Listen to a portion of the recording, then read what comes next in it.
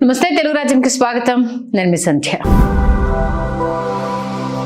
మంగళవారంలోగా Hormuz straight తెరవకపోతే Iran మొత్తాన్ని నాశనం చేస్తానంటూ Trump చేసిన హెచ్చరికలు ప్రపంచాన్ని ఒక్కసారిగా ఉలిక్కిపడేలా చేశాయి.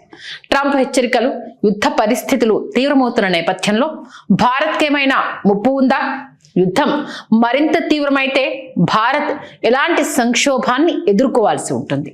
ఈ యుద్ధం కేవలం ఎక్కడో జరుగుతున్న గొడవ కాదు, అది మన ఇంటి గుమ్మం వరకు వచ్చేస్తోంది. ముఖ్యంగా ఆంధ్రప్రదేశ్, తెలంగాణ లాంటి ఉపాధి కోసం గల్ఫ్ వెళ్ళిన లక్షలాది మంది తెలుగు వారి భద్రతపై ఇక్కడ వారి కుటుంబాల్లో గుండెకోత మొదలైంది. ఇరాన్, గల్ఫ్ దేశాల్లో ఉన్న మన వారి పరిస్థితి ఏంటో అన్నది ఇప్పుడు అతిపెద్ద ప్రశ్న. హర్మూజ్ జలసంధిని ఓపెన్ చేయాలంటూ ట్రంప్ విధించిన ఆ 48 గంటల డెడ్ లైన్ ఇవాళే ముగియబోతోంది. రేపు ఇరాన్లో ప్రళయం ముంచుకొస్తుందా? ట్రంప్ అన్నంత పని చేసి పెను విధ్వంసాన్ని సృష్టిస్తారా అన్నది ఇప్పుడు ప్రపంచవ్యాప్త టెన్షన్.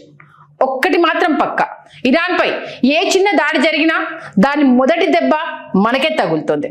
పెట్రోల్, డీజిల్, గ్యాస్ ధరలు ఆకాశాన్ని తాకడమే కాదు, నిత్యావసరాల ధరలు పెరిగి సామాన్యుడి బతుకు భారమైపోయే ప్రమాదం పొంచి ఉంది. ప్రస్తుతానికి హర్మూజ్ జలసంధి దగ్గర భారత నౌకలకు ఇరాన్ అనుమతి ఇస్తుండడం వల్ల మనకు పెద్దగా ఇబ్బంది లేకపోయినా అసలు సమస్య అంతా అమెరికాకు ఇరాన్ ఇస్తున్న చెక్ దగ్గరే ఉంది. ప్రపంచవ్యాప్తంగా సరఫరా అయ్యే చమురులో 20% ఈ చిన్న జలసంధి నుంచే వెళ్తుంది.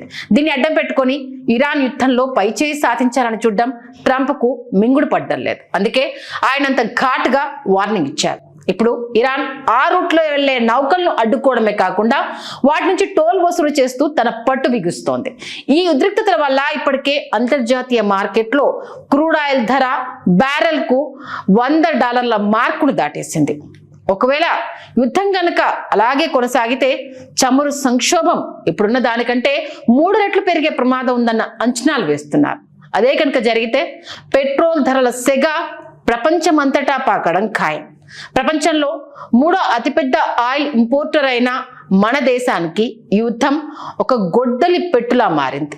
మనకు అవసరమైన చమురులో దాదాపు 40 నుండి 60% హర్మూజ్ జలసంధి గుండానే వస్తుంది. కాబట్టి అక్కడ ఏ చిన్న అలజడి చెలరేగినా ఆ సెగ నేరుగా మన పెట్రోల్ బంకుల వరకు వస్తుంది. ప్రస్తుతం 5 రాష్ట్రాల ఎన్నికల వల్ల ధరలు పెంచడం లేదని వార్తలు వస్తున్నా ఎన్నికలు ముగియగానే సామాన్యుడిపై భారం పడ్డం ఖాయమని విశ్లేషకులు హెచ్చరిస్తున్నారు. ఇప్పటికైనా హైదరాబాద్, ఆంధ్రప్రదేశ్, తెలంగాణలో ఆటో బైక్ నడిపేవారు, ట్రాన్స్పోర్ట్ బిజినెస్ చేసేవారు పెరిగిన ఖర్చులతో కుదేలైపోతున్నారు. రవాణా ఛార్జీలు పెరగడంతో కిరాణా సామాన్లు, కూరగాయల ధరలు ఆకాశాన్ని తాకుతున్నాయి. పరిస్థితి ఎంత దారుణంగా ఉందంటే డాలర్తో రూపాయి విలువ ఏకంగా 95 దాటే ప్రమాదం ఉందని, దీనివల్ల మన దేశ కరెంట్ అకౌంట్ లోటు భారీగా పెరుగుతుందని మూడీస్ మరియు సిఎన్బిసి వంటి సంస్థలు ఆందోళన వ్యక్తం చేస్తున్నాయి. కేంద్రం ధరలు పెంచే ఉద్దేశం లేదని చెప్తున్నా అంతర్జాతీయంగా క్రూడ్ ఆయిల్ సెగలు చూస్తుంటే సామాన్యుడి జేబుకు చిల్లు పడ్డం ఖాయంగా కనిపిస్తోంది. యుద్ధం ఇరాన్లో జరుగుతుంటే దాని ఆర్థిక ప్రభావం మాత్రం మన వంటింటి బడ్జెట్ను చిన్నాభిన్నం చేస్తోంది.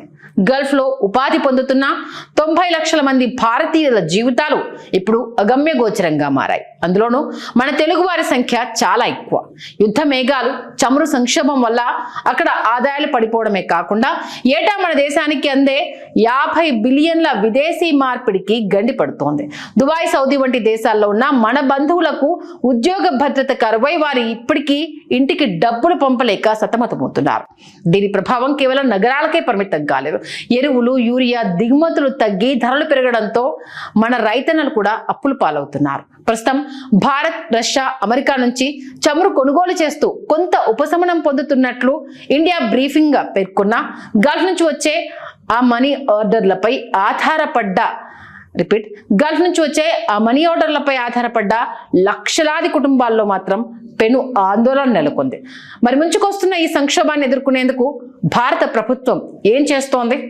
మన విదేశాంగ మంత్రి జయశంకర్ గారు ఇప్పటికే ఇరాన్ విదేశాంగ మంత్రితో అత్యవసరంగా మాట్లాడి చమురు నిల్వలు, ఎగుమతులపై చర్చలు జరిపారు. ఈ యుద్ధం గనక అలాగే కొనసాగితే మన దేశ జీడిపి వృద్ధి రేటు 7% కంటే దిగువకు పడిపోయే ప్రమాదం ఉందని ఆర్థిక నిపుణులు హెచ్చరిస్తున్నారు. దీని ప్రభావం నేరుగా మన వంటింటి మీద పడబోతోంది.